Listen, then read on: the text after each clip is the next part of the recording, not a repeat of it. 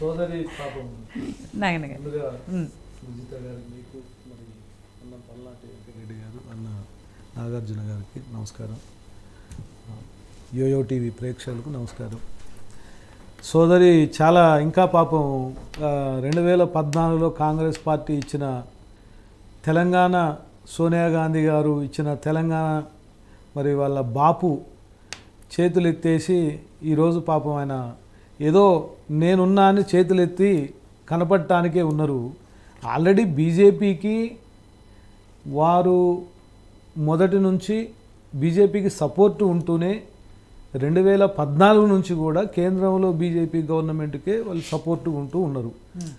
2014లో వాళ్ళకు వచ్చిన సీట్లలో ఆ రోజు కాంగ్రెస్ పార్టీకి 21 సీట్లు గెలిస్తే ఖచ్చితంగా ఈ యొక్క మార్పులకి చేర్పులకి తెరలేపిందే కేసీఆర్ గారు. ఇలా ఏదో దయ్యాలు వేదాలు వల్లించినట్టు మేము ఇలా శుద్ధపూసలం మేమని చెప్తున్నారు వీళ్ళు.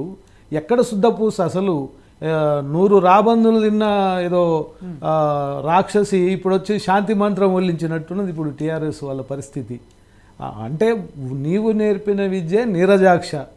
ఏదైతే మీరు ఫిరాయింపులకి ఆ రోజు కాంగ్రెస్ పార్టీలో ఉన్న 21 మంది ఎమ్మెల్యేలని 2014లో ఒక క్రమశిక్షణగా ప్రతిపక్షం ఒక వాయిస్ ఉండాలనే ఆలోచన ఆ రోజు కేసీఆర్కి సోయి లేదా? ప్రతిపక్షాన్ని మనం ఉంచితేనే మనకు గుర్తొస్తాయి అనేది లేకుంటే ఆ రోజు 21 మంది ఎమ్మెల్యేలని డిస్టర్బ్ చేసి దాదాపు 14 మందిని ఆ రోజు చేర్చుకొని అదేవిధంగా ఎమ్మెల్సీలను కూడా ఒక ఎమ్మెల్సీ చైర్మన్ కోసం అప్పటికప్పుడు వాళ్ళని ఫిరాయింపులకు లోన్ చేసి ఎమ్మెల్సీలను చేర్చుకొని దాదాపు ఆ టైంలో 60 మంది ఎమ్మెల్యేలు ఎమ్మెల్సీలని నిస్సిగ్గుగా చేర్చుకొని టీఆర్ఎస్ ఆ రోజు ప్రభుత్వం ప్రతిపక్షాలకి మనుగడ లేకుండా మేమే ఏకఛత్రాధిపత్యంగా ఈ రాష్ట్రాన్ని అంతా ఏలొచ్చు, మేము దాచుకోవచ్చు అనే ఆలోచనతో వారు ఫిరాయింపుల్ని ప్రోత్సహించింది. ఈరోజు ప్రజాస్వామ్యంలో ఎవరైతే కర్మ సిద్ధాంతం ఉంటుంది, నువ్వు ఏ కర్మనైతే నువ్వు అనుసరిస్తావో ఆ కర్మ నీ వెంటనే ఉంటుంది. ఇలా డబ్బుకి విలువనిచ్చి విలువలకి తిలోదకాలు ఇచ్చింది టీఆర్ఎస్ పార్టీ. ఖచ్చితంగా టీఆర్ఎస్ నాయకులకి ఏమాత్రం కూడా సిగ్గుంటే అలాంటి మాటలు మాట్లాడకూడదు. ఈరోజు దాని గురించే అసలు ఫిరాయింపుల గురించే ఒక చర్చ కూడా చేయకూడదు. ఇప్పుడు ఇలా ప్రభుత్వంలో ఉన్న ఎవరైనా సరే ప్రభుత్వం గాడిలో నడవాలంటే, అభివృద్ధి నడవాలంటే ఒక్కొక్క ఎమ్మెల్యే తన అసెంబ్లీలో తన అభివృద్ధి కోసం, తన యొక్క నిధుల కోసం ప్రభుత్వంతో మంచిగా ఉండాలి, మా యొక్క ప్రాంతాన్ని అభివృద్ధి చేసుకోవాలనే ఆలోచనతో పార్టీలు మారటం అనేది సహజమైపోయింది. ఇప్పుడు దాన్ని ఏదో మేము తెలియని నేరం ఇదంతా మేము చేయండి, మేము ఇప్పుడు ఏదో కొత్తది చేస్తున్నారని చెప్తున్నారు టీఆర్ఎస్ వాళ్ళు. అది సబబు కాదు. ఫిరాయింపుల గురించి వాళ్ళకి మాట్లాడే హక్కు లేదంట. లేదు, ఫిరాయింపుల గురించి మాట్లాడే హక్కు బీఆర్ఎస్కు లేదండి. అది బట్ మీ విషయంలో జరుగుతుందంటే మీరు కూడా ఎలక్షన్లకు ముందు ఇదే చెప్పారు కదా, పాంచన్యాయ కిందో లేకపోతే ఉదయపూర్ తీర్మానం కిందో రాజీనామా చేయకుండా పార్టీలో చేర్చుకునే ప్రసక్తే లేదు. అంటే పార్టీ వేవ్లో ఒక్కొక్కసారి ఏమవుతుందంటే మేడం, ఇవాళ ఉన్న ఎమ్మెల్యేలు ఖచ్చితంగా అందరూ కూడా గంపగుత్తగా 25 మంది చేరుతామన్నా కానీ కాంగ్రెస్ పార్టీ కొంత స్తబ్దతగా ఉంచింది ఆ విషయాన్ని.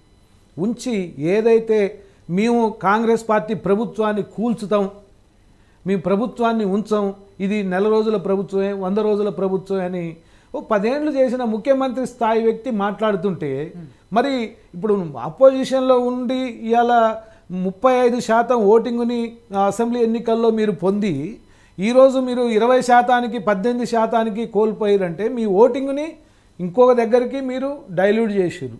ఇక మీ శక్తిని మీరు అప్పుడే కోల్పోయారు. కాబట్టి మీ మీద మీ పార్టీ నాయకత్వం మీద నమ్మకం లేక ఎమ్మెల్యేలు స్వతంత్రంగా వాళ్ళు స్వచ్ఛందంగా మేము చేరతామని వస్తున్నారు, ప్రభుత్వానికి సపోర్ట్ ఇస్తామని అంటున్నారు.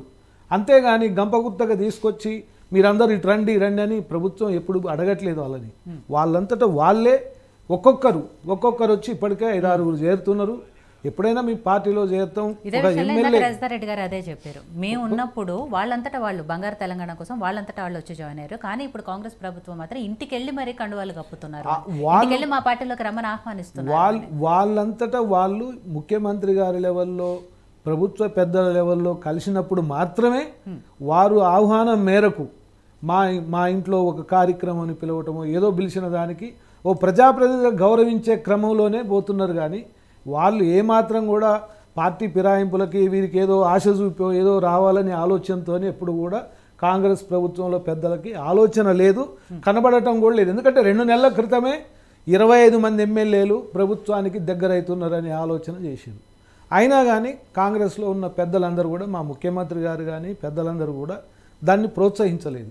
అయినా నిన్నగాక మొన్న ప్రభుత్వం వచ్చిందో లేదో, ఎంపీ ఎలక్షన్లు అయినాయో లేదో, ఎంపీ ఎలక్షన్లో అసలు శాతాన్నే కోల్పోయి ఇవాళ వాళ్ళ పరిస్థితి ఆగమ్య గోచరంగా ఉన్నది. వాళ్ళ మీద నమ్మకం లేదు. అయ్యో మమ్మల్ని అందరినీ గంపగుత్తాగా వేరే పార్టీకి డైల్యూట్ చేస్తుండు, ఈ నాయకత్వం మీద నమ్మకం లేదు, మా నియోజకవర్గాల్లో మాకు చెడ్డ పేరు వస్తుంది అనే ఆలోచనతోనే మాత్రమే బీఆర్ఎస్ ఎమ్మెల్యేలు ప్రభుత్వంలో చేరుతున్నారు అనేది మా యొక్క నమ్మకం. అంటే ఆ పార్టీలో ఉంటే మీరు నిధులు ఇవ్వరా నియోజకవర్గానికి? వస్తాయి, కానీ వాళ్ళకున్న నమ్మకం అంటే వాళ్ళున్న పార్టీ నాయకత్వం మీద నమ్మకం సడలిపోయింది వాళ్ళకి మొన్న ఎలక్షన్లతోటి. అంటే వీళ్ళు ఎటు తీసుకుపోతారో మా నాయకత్వం అనేది వాళ్ళకి భయం